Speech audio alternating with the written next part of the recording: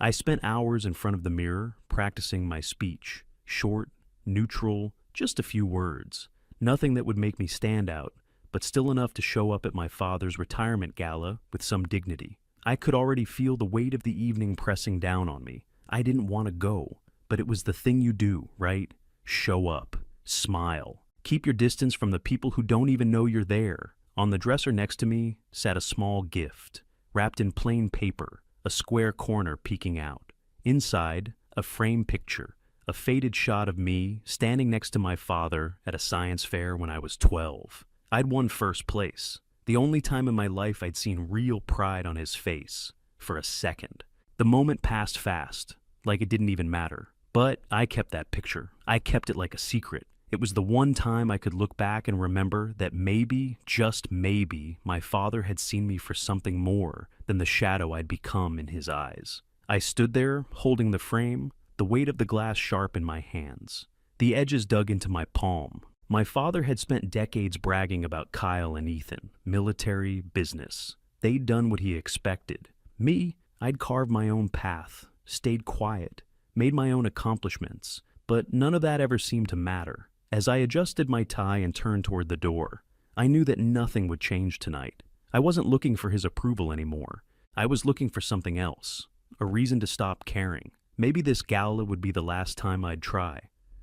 I stepped out into the night, the cool air biting at my face, and headed for the event, feeling like a piece of me was already walking away. The ballroom felt like a foreign land. The polished marble floor, the soft hum of polite conversation, the glittering lights reflecting off glasses of champagne, it all made me feel out of place, like I didn't belong here. I was 30 minutes early, not because I was eager, but because I couldn't stand the thought of showing up late and drawing attention. And if I got here before anyone else, maybe I could stay invisible for just a little while longer. I adjusted my tie again, trying to steady my breathing. The room was full of people in tailored suits, their faces all so damn sharp, so perfect. I wasn't like them. They were the winners. Kyle and Ethan had already arrived, chatting with a group of executives and military brass. Kyle, with his expensive suit and his talk about his latest business venture. Ethan, all polished and composed in his lieutenant colonel uniform. The older brothers, the ones who had done everything Dad expected. I was the quiet one, the one who never quite fit into the mold, the one who spent more time building rockets than talking about them. I scanned the room for a familiar face, but all I saw were strangers, each one with some accomplishment, some way to prove their worth. I caught a glimpse of Mom, standing across the room, a soft wave from her direction. It was a small gesture, but I appreciated it. That was how she showed love, quiet, subtle. She never made a scene, never demanded attention. But I could feel the gap, the space between us. And then there was Dad, across the room with his old colleagues, standing tall in his Navy suit, holding court like he always did. He was the center of attention, his voice booming with pride as he spoke about his years at the company. And somewhere in that pride was something I would never get. Not today, not ever. My gaze stuck on him, willing him to look my way just once. But it never happened, not even a glance. Instead, Dad clapped Kyle and Ethan on the back, laughing too loudly, nodding at every word they said. The pride he had in them, in everything they had done, radiated off of him like a spotlight. And me, I felt like a ghost, the invisible one in the family. The applause was deafening when Don stepped up to the podium, but all I could hear was the pounding in my own chest. It felt like my heartbeat was the only thing real in the whole damn room. He was the man of the hour, wasn't he? 40 years at the same company, a legacy. And there I was, nothing more than a shadow in his spotlight. Don's voice echoed around the room, confident, warm, as he started with Kyle. The usual praise, business savvy, strong leadership, making a name for himself. Then it was Ethan's turn, his military accomplishments listed like some medal ceremony. My father talked about how proud he was, how his sons had followed in his footsteps, made him proud. It felt like a well-worn routine, something I'd heard too many times. I tried not to shift in my seat, tried not to let my nerves show. The air in the room felt thick, and I suddenly couldn't get enough oxygen. I focused on Don as he moved through the crowd, his voice becoming more animated. He briefly mentioned his wife, Sandra, and his daughter-in-law. Then, He moved to his final thoughts, and that's when it hit me. That's when I knew. He said, almost casually, "Not all children are cut from the same cloth." His eyes never shifted to me, but his words cut through the room like a knife. Gary never had the same drive, never followed through. I froze. The subtle dig was clear, a quick, careless dismissal. It didn't matter how many hours I spent designing rockets, how many years I spent building things that actually worked. In my father's eyes, I'd never done enough. Not like Kyle, not like Ethan. The room shifted, the quiet laughter of people who knew the story, who knew the difference between my quiet engineering career and Kyle's booming business and Ethan's military rank. I felt their eyes on me, the weight of their judgment, the quiet snickers. I could feel my face turning white, my heart hammering in my chest. I thought for a moment I might choke, or maybe pass out, but I didn't. I couldn't. I stood up instead, slowly, with a calm that felt more like resignation than strength. My legs felt numb, but somehow I made my way to the stage. Every step felt like a small eternity, each one echoing in the hollow of my chest. Don hadn't noticed me approach. He was too busy grinning at the crowd, basking in his moment. I didn't care. I didn't care if he noticed. I held the small box tightly in my hands, the weight of it somehow heavier than all the years I'd spent trying to get his approval. I wasn't even angry anymore. It was something else, something quieter, a final realization that I wasn't going to win this game. I stood in front of him, my voice steady as I said, "From your biggest disappointment." I didn't wait for a response. There was no point. I placed the box on the podium in front of him, the sharp click of the small cardboard against the wood sounding louder than anything else. And then I turned, without looking back. The sharp tap of my shoes against the marble floor was the only sound I could focus on as I walked away. I moved through the crowd with a strange sense of calm, the hum of their murmurs trailing behind me. Each step felt like a release, a freedom I hadn't realized I'd needed until now. I stepped out of the ballroom and into the cool night air, my chest tight with something I couldn't quite name. Anger? Maybe. But it was mixed with something else. Something like freedom. The drive back from the hotel felt longer than it was. My mind kept replaying the moments in that ballroom. The looks, the words, the cold silence. But with each mile that passed, the tight knot in my chest loosened a little. I didn't know why I felt so calm. It was as if the storm had already passed, leaving only the silence in its wake. I pulled into a secluded corner of the parking garage and turned off the engine. The headlights died, leaving the car in darkness. I sat there for a moment, just breathing. For the first time in a long time, it didn't feel like I was waiting for something. I wasn't waiting for my father to see me, to approve of me. My phone buzzed on the passenger seat, breaking the stillness. A quick glance at the screen, and I saw the flood of messages. Kyle, Ethan, Mom, even a couple of friends. But I didn't reach for it. Not yet. I knew what was coming. The questions, the judgment. They could wait. What mattered now was the box. The one I'd left on the podium for my father. He would open it soon. He'd see the photo inside. The one from the science fair when I was 12. It was a silly thing, really. A memory that had stuck with me, like a piece of glass lodged under my skin. It was the only time I'd ever seen my father look at me with something other than expectation. When I'd won first place, he'd actually look proud, for 5 minutes maybe. But it wasn't the win that had stuck with me. It was the look on his face, a fleeting thing that I carried with me all these years. I'd kept that photo in my wallet for most of my life, tucked into the sleeve of a card I never used. It had taken me years to realize that the problem wasn't with me. It was with him, my father's inability to see me for anything more than a shadow of his own dreams. He'd forgotten that moment, but I hadn't. The truth, as much as I hated it, was that I had spent my whole life chasing after a version of him that didn't exist. My phone buzzed again. This time, I looked at it. One new message, from Mom. What was in the box? I stared at the words for a long time, feeling something shift inside me. I wasn't angry. I wasn't even sad. I was just tired. For years, my mother had been a distant observer, never fully in my corner, but never quite abandoning me either. Her message felt like the first real emotional contact from her in years. A small thing, but it hit me harder than I expected. I didn't respond. I didn't need to. I already knew the answer wouldn't matter. She wouldn't understand it, not the way I did. But that was okay. I started to feel it then. the weight of a lifetime of unspoken pain, finally starting to lift. The heaviness in my chest, the years of searching for approval, were fading into the background. For the first time in my life, I felt free. As I leaned back in the seat, the phone buzzing again, it didn't matter. What mattered was that I was done trying to prove something to people who didn't care. Maybe I'd always known, deep down, but tonight, I was finally letting go, and it felt like the first breath I'd taken in years. 2 weeks passed before the phone rang. I knew it was coming. There had been no reason for it, not really. But I still picked up the phone with that familiar knot in my stomach. "We need to talk," my father said, his voice gruff, like it always was when something was weighing on him. It wasn't a question. It was a statement, and I wasn't surprised by it. I didn't hesitate. I was done pretending. When I walked into his house that afternoon, the air felt thick. The same old smell of wood polish and dust lingered in the corners. Don was sitting in his old armchair, the one I remembered from my childhood. He was holding the photo I'd left in the box, my 12-year-old self, beaming in front of a science fair display, my father's hand on my shoulder, a rare moment when he seemed proud of me. I could tell it hit him like a jolt, that picture. But he didn't say anything right away. He just stared at it, his face unreadable. I stood there, not rushing to fill the silence.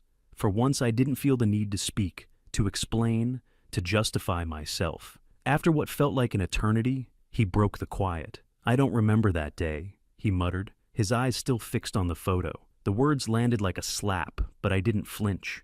I'd heard enough of his dismissals to last a lifetime. "Of course you don't," I said, the words coming out smoother than I expected, but it mattered to me. He shifted in his chair, still holding the photo, as if he was trying to find something in it that wasn't there. A pause stretched between us before he spoke again, his voice low, almost defensive. "I pushed you because I saw something in you. You were different, but I didn't know how to handle it. I wasn't sure if I was angry or if I just felt tired. Tired of trying to make him see me. Tired of carrying the weight of his neglect." The frustration welled up, but there was clarity to it too. "You didn't push me," I said, the words sharper than I intended. "You ignored me. There's a difference." Don didn't respond right away. He just stared at me for a long moment, his face unreadable, like he was trying to process something he hadn't before. The silence between us thickened. Finally he sighed, a sound heavy with something. Guilt, maybe? He cleared his throat and spoke again, quieter this time. "You reminded me of my father," he said, his voice almost a whisper. "Someone who never approved of me either. I didn't know how to handle that. I didn't want to be like him." I swallowed hard. His confession wasn't the moment of closure I'd imagined. If anything, it made things worse. It didn't excuse him. It didn't explain away the years of silence, the coldness. He had passed on the same inability to love, the same broken pattern of seeking approval and never quite giving it. It wasn't a revelation. It was just another piece of the puzzle, and it only confirmed what I'd already known. I didn't need his approval, and now I realized I never would. For the first time, I saw the full picture. My father had never learned to show love. He'd been chasing something himself, something that would never come, and I'd been chasing him for it, trying to fill a hole that wasn't even mine to fill. I stood up then, without another word. The conversation was over. There was nothing left to say. I walked out of his house, the weight in my chest easing with each step. There was no bitterness, no anger left in me, just a quiet, steady understanding. I'd been chasing the wrong thing for too long. As I pulled the door closed behind me and stepped into the yard, I felt something shift.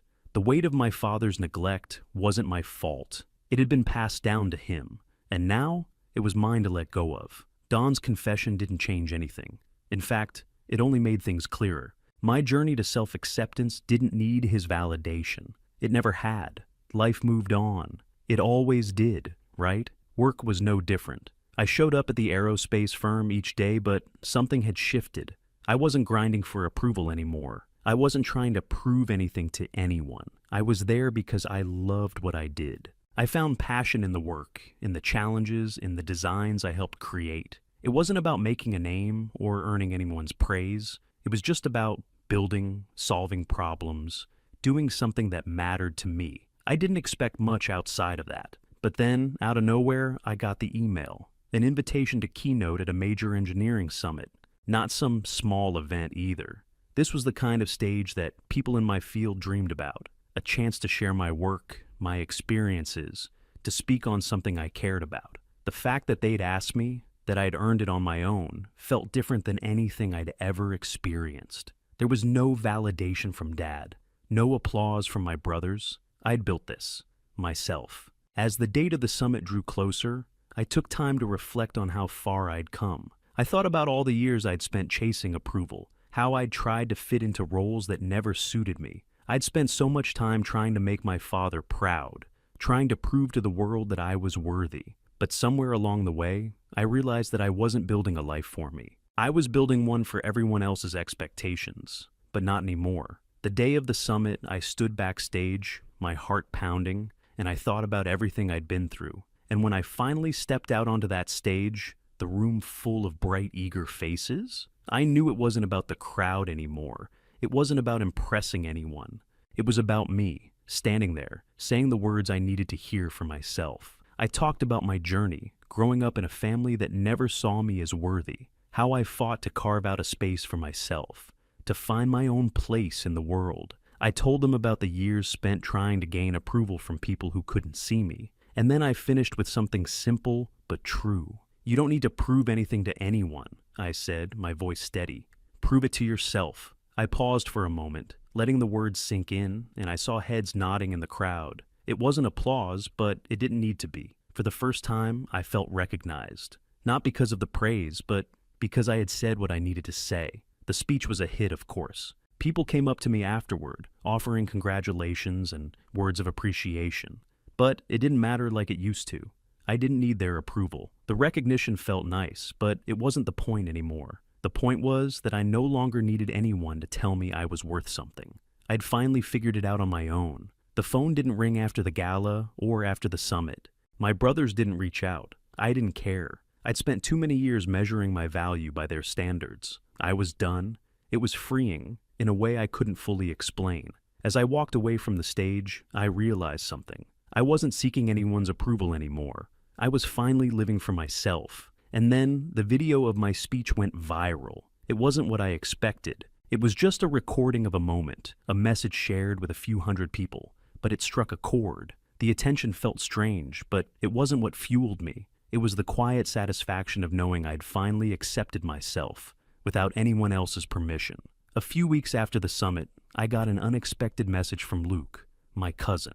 I hadn't heard from him in years, but there he was, reaching out after hearing about my speech. His message was simple, but heavy. I get it. I grew up with the same pressure, always feeling overlooked, always trying to prove myself. I've spent too many years shrinking to fit into a space that wasn't mine. Thank you for sharing your story. I stared at the message for a while, something stirring in me. It was like hearing my own voice, only from someone else's mouth. It's never too late to stop shrinking. That was all I could think to reply. It felt true, even though I didn't know what kind of help or comfort Luke might need. What I did know was that my healing was no longer about revenge or proving my father wrong. It was about breaking the cycle, helping others see that they didn't have to shrink to fit someone else's mold. It wasn't just about me anymore. It made me think of how far I'd come, how much I'd grown, and how much I still had to learn. My journey wasn't just about finding my own worth. It was about showing others that they could do the same. A few days later, I made the decision. I was going to visit my father. Not for closure, not to fix anything. I didn't need anything from him anymore. I'd spent so much of my life searching for approval from a man who could never give it. This time, I was walking in, knowing that my worth wasn't tied to him. I pulled into his driveway, the same old house I'd driven past 1,000 times. The porch lights were on, casting a yellow glow over the front steps. The door creaked when I opened it, just like it always had. And there he was, sitting in his favorite armchair, the same place he'd been 1,000 times before. We didn't speak right away. I didn't need to. "You know why I'm here?" I said, and he just nodded. I didn't wait for him to say anything else. He never had the words that would matter. I didn't need them, not anymore. When I walked out of his house for the last time, I didn't feel angry. I didn't feel sad. I felt free.